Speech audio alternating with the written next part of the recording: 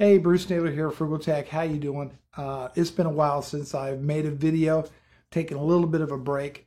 And let's just talk about the 800-pound gorilla in this video before I get started on the main talking points of it. And that is, about a month ago, I posted a video saying, hey, I really am not comfortable behind the camera, and I'd soon just make product review videos and not be in front of the camera.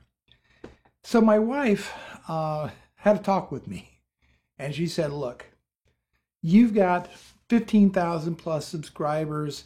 They like the personality. Obviously, they enjoy that interaction that you can only get when you're on camera. Not that it's a problem that you're behind the camera on a product review, but if you're going to make YouTube videos and if you're going to continue to keep that audience, put on your big boy pants, get in front of that camera and do your thing. You've been doing it for many years. There's no reason to stop now. And what the heck is wrong with you? And I said, you know what, darling, you're right. It's time to overcome some of this and jump back into making videos. So here I am. And I've been busy putting together a 4K editing system based around Mac OS X and Final Cut Pro 10.4. It wasn't until the 10.4 release came out that I decided to jump back into Final Cut. I was actually using Sony Vegas on a PC, but nonetheless, here I am. And I bought a refurbished 2015 MacBook Pro. And the reason I got that was basically because it has all the ports on I need if I want to travel. I don't have to live that dongle life per se. And I thought, yeah, that's the way to go. Plus, I've been reading and hearing a lot about issues with the new generation MacBook Pro keyboards, which is not encouraging as well. And so here I am. I've got this machine, and it does a great job. I'm very, very pleased with how it does. Now, that being said, I noticed that when you put a true editing system together, first thing you know, you're not only using up all the ports on the MacBook Pro, but you need even more ports. I have a lot of stuff. Turns out I have 3 external hard drives that I use, a external USB card reader that I use, an audio interface that first thing you know, I'm totally out of ports on this MacBook Pro, and it's starting to look like one of those Mac Pros with everything connected to it, you know what I mean? And so I decided to get a dock, and I went after a Thunderbolt 2 dock, not the 3 because I don't have Thunderbolt 3 ports, but the 2. And there's millions of MacBooks out there, Macs, that have Thunderbolt 2 ports on them. And I got the OWC Thunderbolt 2 dock, which I'm going to show you a quick unboxing of that in just a minute. But I can tell you, it's so nice just to plug in power and the Thunderbolt port, and that's the only things hanging off the MacBook Pro. And I've got it in a little holder right here, a vertical stand.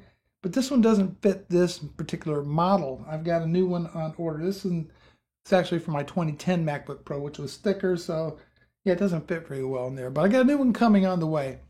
But without further ado, let's get to the unboxing of the OWC Thunderbolt 2 dock. So let's unbox the OWC Thunderbolt 2 dock. Hopefully this will be the game changer that I'm looking for on here. So here it is in the box. We'll go ahead and open her up. We got a little tab here. Lay it back down. And we got a little quick start guide on here. It tells you everything about it. And then we have the dock itself. Not a lot of room on this desk. I'm getting a new desk for this sort of thing. Let's see if there's anything else in the box. We have a power cable and the brick.